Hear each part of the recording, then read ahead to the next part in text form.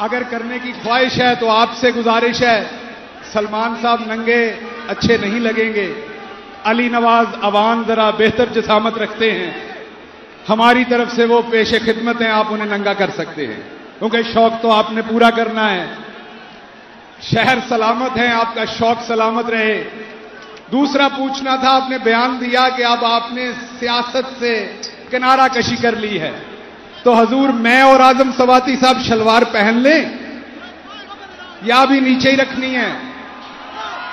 क्योंकि वो ऊपर उठा उठा के फिल्में बनाते थे, मुझे भी नहीं पता था मेरे पीछे या आगे कोई ऐसी खास चीज लगी हुई है जिसमें से कुछ निकालना है, कोई न्यूक्लियर बम में इस्तेमाल होना है, हिंदुस्तान के खिलाफ हमने इस्तेमाल करना। नहीं पता था किसी ऐसे स्पेयर पार्ट का जो मेरे पास था, जिसको इतनी बारीक बीनी से देख के फिल्माया गया। तो अगर अभी ख्वाहिश बाकी है तो अभी काफी सारी क़यादत बाकी है। इमरान इस्माइल साहब बैठे हुए हैं, तो अभी काफी क़यादत बाकी है। आपने शौक फरमाना है, अगर आपने बताना है। मुझे भट्टी साहब कह रहे थे, शौकत भट्टी साहब चंद दिन पहले, कि अगर आपका एग्रीमेंट एस्टेब्लिशमेंट से खत्म हो गया है तो अब आप बोलें, आप बोलते क्यों नहीं है? तो मैंने भट्टी साहब को कहा कि अभी मेरे बोलने के दिन नहीं है, वजन बहुत ज्यादा आएगा। मेरे पास बहुत सारा मसाला है बताने को।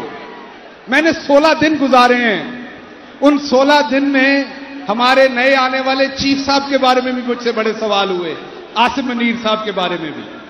सो वक्त आ लेने दें, वक्त भी यहां है, बस एक मेरा अरशद यहां नहीं है, बाकी तो सब कुछ यहां है।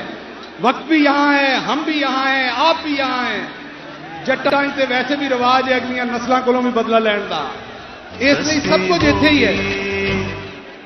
सो इसलिए बात करूंगा। अभी मुझे यहां पर बात की गई जनरल फैसल साहब पे, मैं नहीं मानता कि उनका इतना कसूर है।